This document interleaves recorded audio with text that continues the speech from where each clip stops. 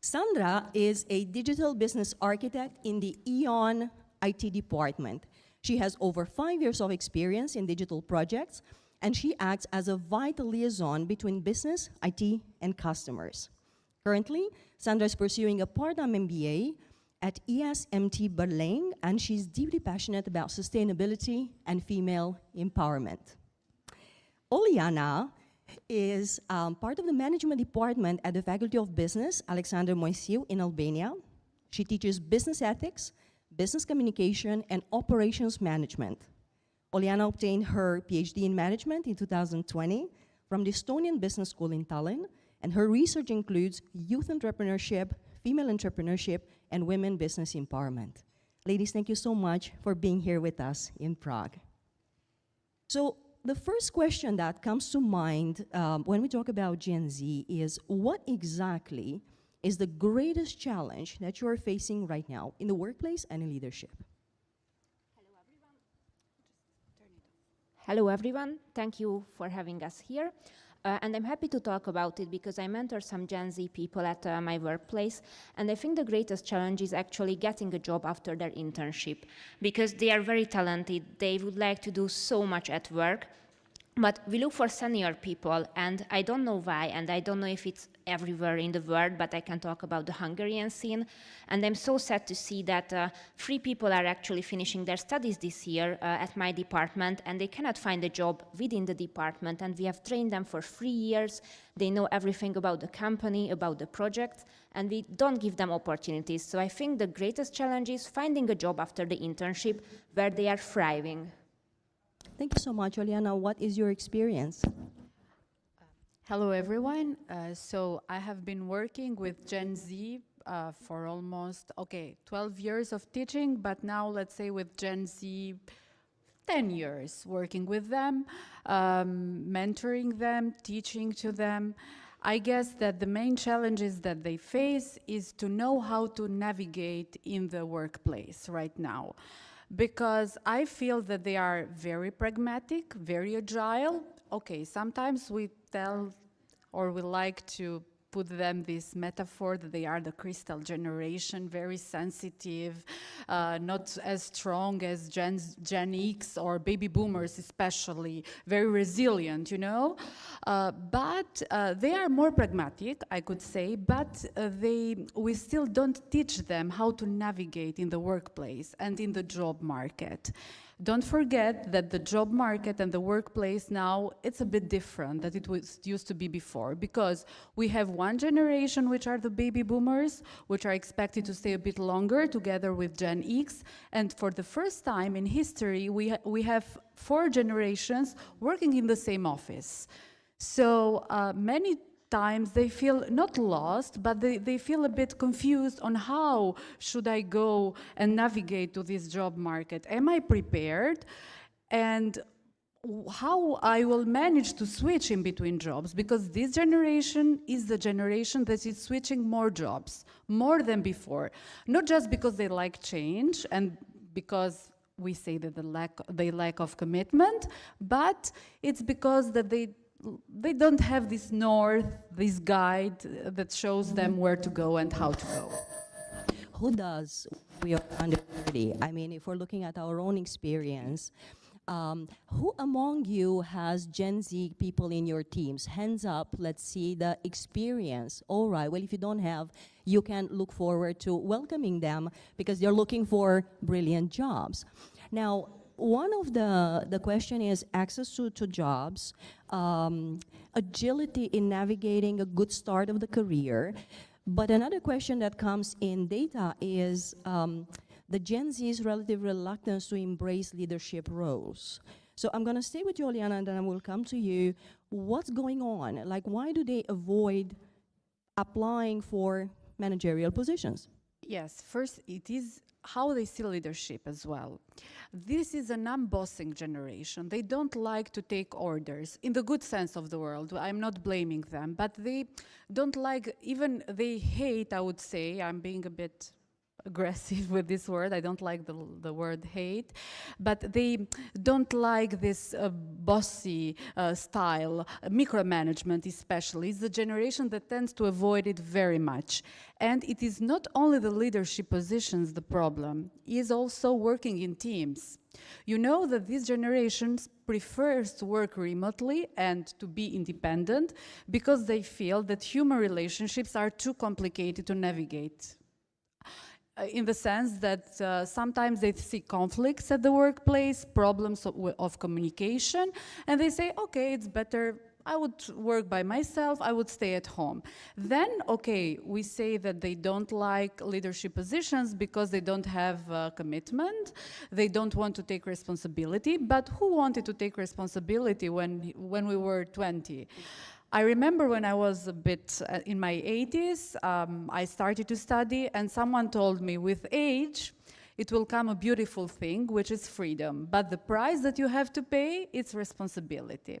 So it's a generation that can learn to be leaders, but they will be leaders in a different way. They will be, like we call in management studies, transformative leaders in their organization. So equipped with different skills than previous generations. So for me, it's not an issue of commitment. They deal with commitment in a different way, I guess.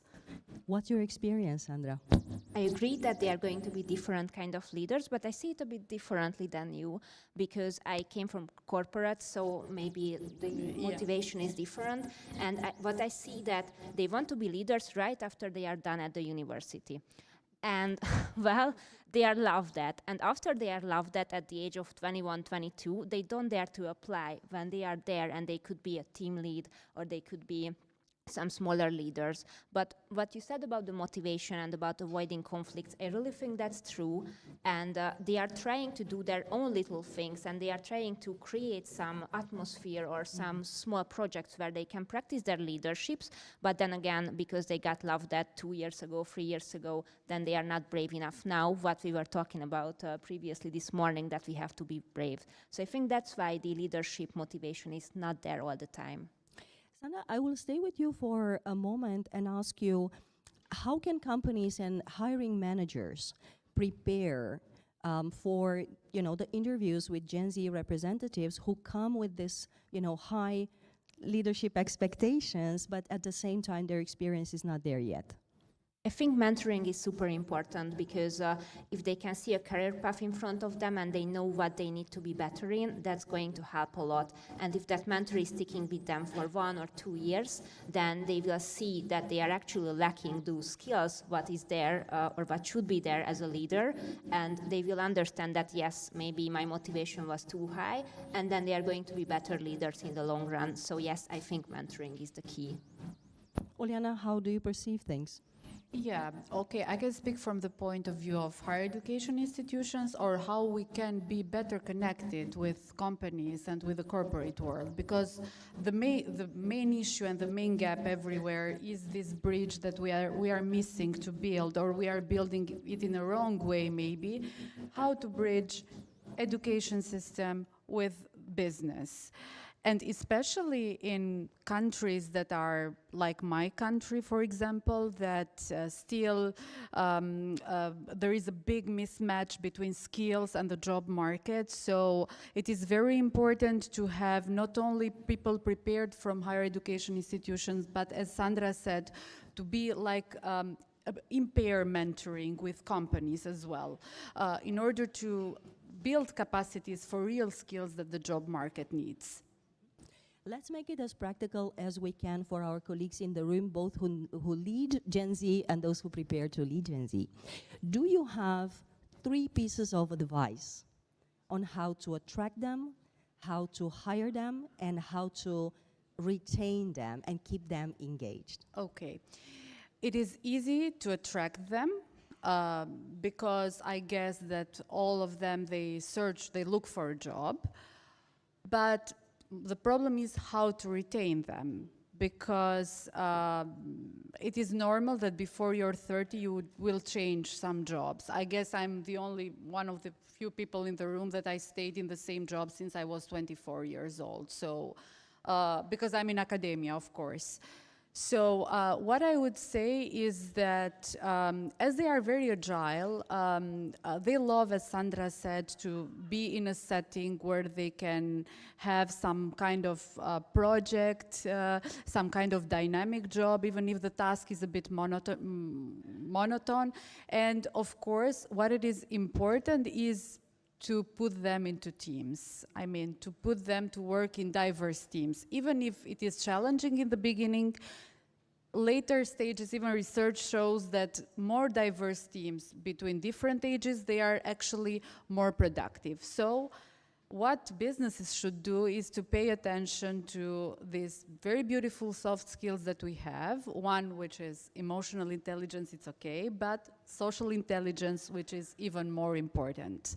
How to, let's say, create efficient teams in work, and how to have this multi-generational workplace. Before I come to you, Sandra, I want to stick with you, Oliana, for a moment. So where do you notice that Gen Z thrives most? In a remote first environment, in a hybrid environment, or in an in-person, fully in-person environment? I guess they love a bit hybrid. They love this remote element because they are born digital. So you cannot take that part from them.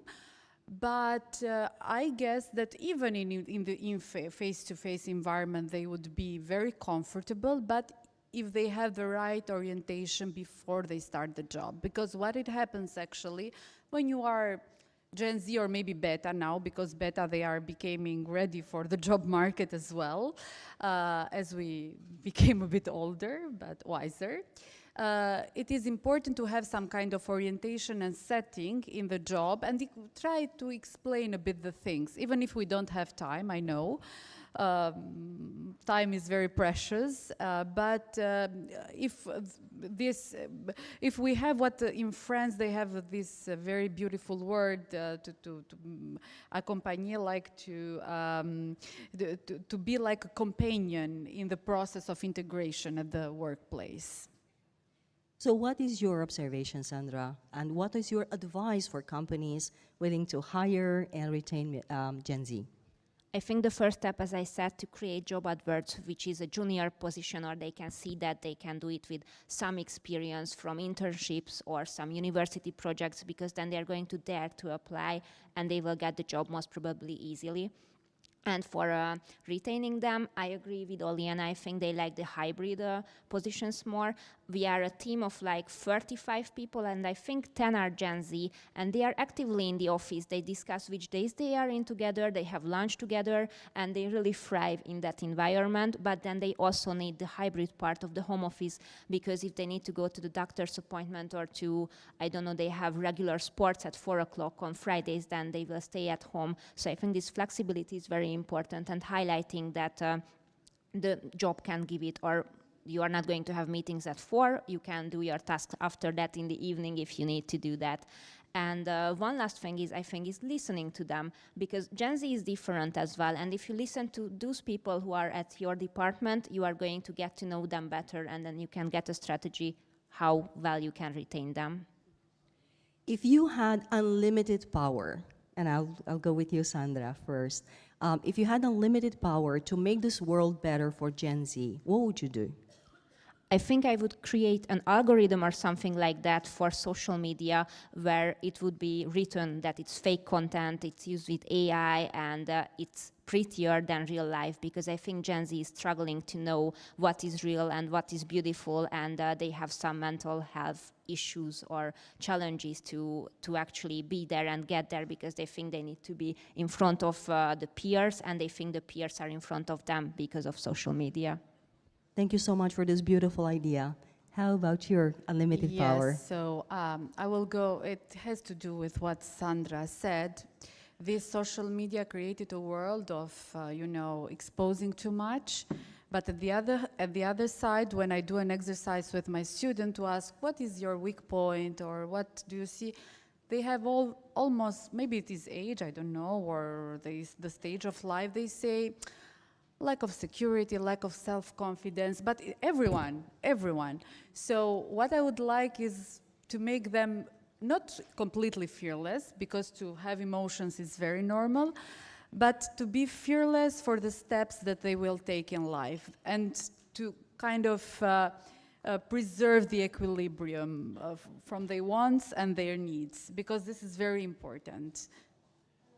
Thank you so much. I believe we have room for one question from the public. So please raise your hand and let's hear you and your interest. Yes, can... I would like to ask a question from Microphone. What do you think? Okay, sorry. Thank you. Thank you, this is much better. So Sandra, what do you think the greatest challenge ahead of you becoming a leader is? So what is the greatest hurdle that you and your generation feel that's preventing you from becoming a leader?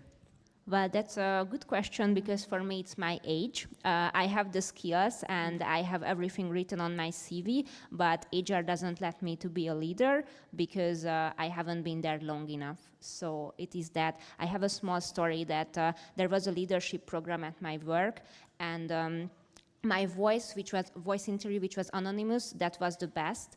And afterwards, I went to the interview, and then they saw me in person, and they said that I'm too young for this program, and I should aspire leadership in 10 years' time. So it is my age. Thank you, Oliana. Yes, okay, I come from academia, which is a different world, and a lot of politics inside this kind of organizations and a lot of ego. So what prevents me from being a leader, we had a lot of women leaders in universities in Albania. Currently, no, it's not possible. And what I sadly hear is that even if deep inside they know that women, they were doing much better, at different rector, dean and stuff like that, they don't want to admit it. And they say that now that is a man, I don't know, rector, not only at my university, even at other universities, things are going better. Still, in countries like mine, where culture is very high context, still we have a kind of prejudice for women being leaders, especially in academia. And there is a lot of gender stereotype and gender bias in academia. Unfortunately, even if figures are better, in Albania, even in STEAM, figures are better for women and girls, even better that in many of the countries of Eastern Europe, they are better compared to Western Europe. But what happens in our countries is that in STEAM, in academia, we are until PhD, we are doing better than men. Then reaching a leadership position, it's always still a man's world. Thank you so very much. So with the last seconds that we have, if I can summarize our conversation to attract more colleagues, Gen Z, to engage them and to retain them, we need to create safe spaces for dialogue. We need to develop our own self-awareness because we are projecting our own age bias on them, and this is limiting both their entrance position and their leadership positions, and we need to create more dialogue and listen to them and their stories. Thank you so much for being with us and for the wisdom you shared. Thank you. Thank you very much. Thank you, everyone, for listening to us.